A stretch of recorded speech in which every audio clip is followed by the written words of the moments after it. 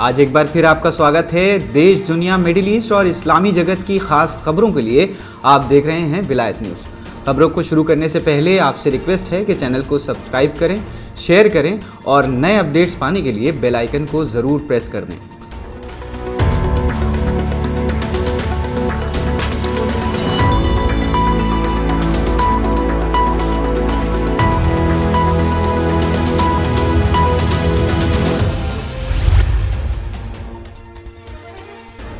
आइए शुरू करते हैं आज का खास बुलेटिन। वाशिंगटन ने ईरान में आतंकी भेजे, आईएसआईएस को फिर एक्टिव कर रहा है अमेरिका।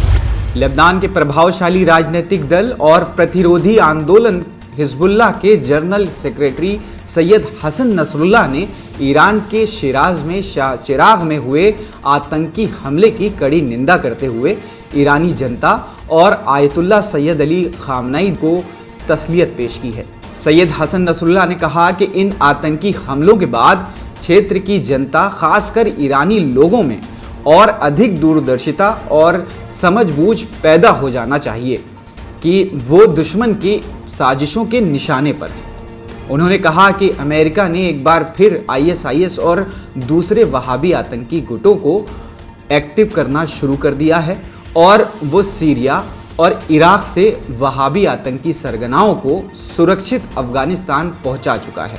सैयद हसन नसरुल्लाह ने कहा कि आईएसआईएस और वहाबी आतंकी आज अमेरिका और उसके सहयोगी देशों की खिदमत करने के लिए अफगानिस्तान में मौजूद हैं, जहां से वो अफगानिस्तान की आम जनता और ईरान समेत दूसरे पड़ोसी देशों को आसानी से निशाना बना सकते हैं। सैयद हसन नसरुल्लाह ने कहा कि आज हमें आईएसआईएस के मुकाबले शहीद कासिम सुलेमानी, शहीद अबू मेहदी, शहीद बदरुद्दीन जैसे लोगों की याद आ रही है, जिन्होंने हमारे जवानों के साथ मिलकर इराक, सीरिया और इस पूरे इलाके को वहाबी आतंकवाद से बचाया। हमारे जवानों की कुर्बानियाँ ना होती तो जो कल शिराज में हुआ वो आए दिन ईरान, इराक, सीरिया, लेबनान समेत पूरे इलाके में हुआ करता। सैयद हसन नसरुल्लाह ने कहा कि ईरान में जो दंगाइयों को सपोर्ट कर रहा है, जो उन्हें मदद पहुंचा रहा है और जो उन्हें लीड कर रहा है, उसी ने ईरान में ये कातिल भेजे हैं और वो अमेरिकी सरकार है।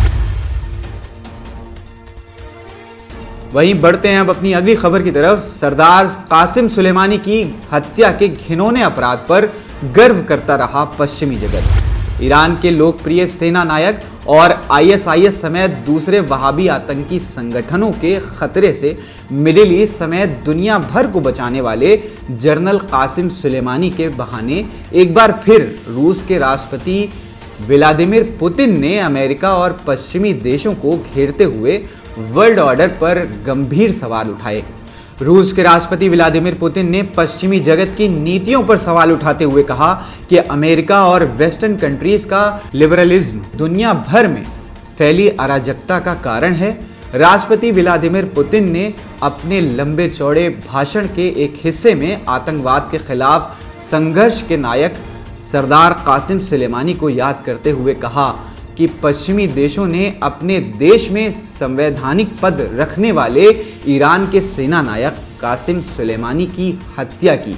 पश्चिमी देशों ने इस घिनौनी हरकत का इनकार ही नहीं किया बल्कि इस पर फख्र भी करते रहे। पुतिन ने मौजूदा वर्ल्ड ऑर्डर पर सवाल उठाते हुए कहा कि आखिर हम कहां जिंदगी गुजार रहे हैं। कोई नहीं जानता कि इस वर्ल्ड ऑर्डर के कानून किसने बनाए हैं। यहाँ सिर्फ एक कानून का राज है कि ताकतवर जो चाहे कर सकता है। पुतिन ने कहा कि दुनिया किसी एक ताकत की अधीन नहीं है। वो जमाना बीत गया जब दुनिया पर कोई एक छत्र राज कर सकता था। वल्दाई डिस्कशन क्लब में बोल रहे पुतिन ने कहा कि दुनिया भर में सत्ता पर काबिज होने का पश्चिमी देशों का खेल खुल गया है। अब सत्ता का कोई पावर सेंटर नहीं है, शक्ति के नए केंद्र उभर कर सामने आ रहे हैं। पुतिन ने कहा कि सेकेंड वर्ल्ड वॉर खत्म होने के बाद से ये शायद सबसे खतरनाक, अप्रत्याशित और साथ ही महत्वपूर्ण दशक है। यूक्रेन युद्ध को वर्ल्ड ऑर्डर में बदलाव का हिस्सा बताते हुए उन्होंने कहा कि ये फैसला कुछ हद तक क्रांतिकारी था। आइए अब बढ़ते हैं वहीं अपनी अगली खबर की तरफ। अरब लीग की बैठक में भाग ले सकते हैं असद, ईरान की भूमिका की अनदेखी संभव नहीं। नवंबर के शुरू में होने वाली अरब लीग की बैठक को लेकर अरब देशों में अभी से हलचल और कुछ मतभेद खुलकर सामने आ रहे हैं। अरब लीग की बैठक इस साल 1-2 नवंबर को अल्जीरिया में होगी। अरब लीग में अल्जीरिया के स्थायी दूत अब्दुल हमीद ने ईरान के बारे में बात करते हुए कहा कि ईरान इलाके का एक प्रभावशाली देश है। वह इलाके में एक बड़ी राजनीतिक और आर्थिक भूमिका निभाता है। उसकी अनदेखी आसान नहीं है। अब्दुल हमीद ने कहा कि ईरान एक प्रभावशाली मुल्क है जिसे नजरअंदाज नहीं किया जा सकता। अरब लीग की बैठक के बारे में बात करते हुए अब्दुल हमीद ने कहा कि हमारे बीच कुछ मतभेद भी हैं। अगर हम अरब लीग की बैठक से पहले उन्हें हल न कर सके तो उन्हें अरब लीग की प्रारंभिक बैठक को रेफर कर दिया जाएगा। उन्होंने कहा कि अरब लीग और इसके कामों में सुधार के लिए कई पेशकश आई हैं। अरब जगत के महत्वपूर्ण देश सीरिया के बारे में बात करते हुए अब्दुल हमीद ने कहा कि सीरिया और अरब देशों के रिश्तों पर अरब लीग के दूतों के बीच वार्ता हुई है। वहीं इस साल अरब लीग की बैठक में चीफ गेस्ट के रूप में अजरबैजान के राष्ट्रपति इल्हाम अलीयोव भाग लेंगे, जिन्हें इस बैठक में मेहमान की हैसियत से आने के लिए अल्जीरिया के राष्ट्रपति ने दावत दी है। अरब लीग शिखर सम्मेलन की तारीख नजदीक आते ही अरब देशों के बीच मतभेद उभर आए हैं। कहा जा रहा है कि अरब शिखर सम्मेलन में इस साल सीरिया के राष्ट्रपति बशार असद या उनके प्रतिनिधि हिस्सा ले सकते हैं, जिस पर अरब देशों में मतभेद है।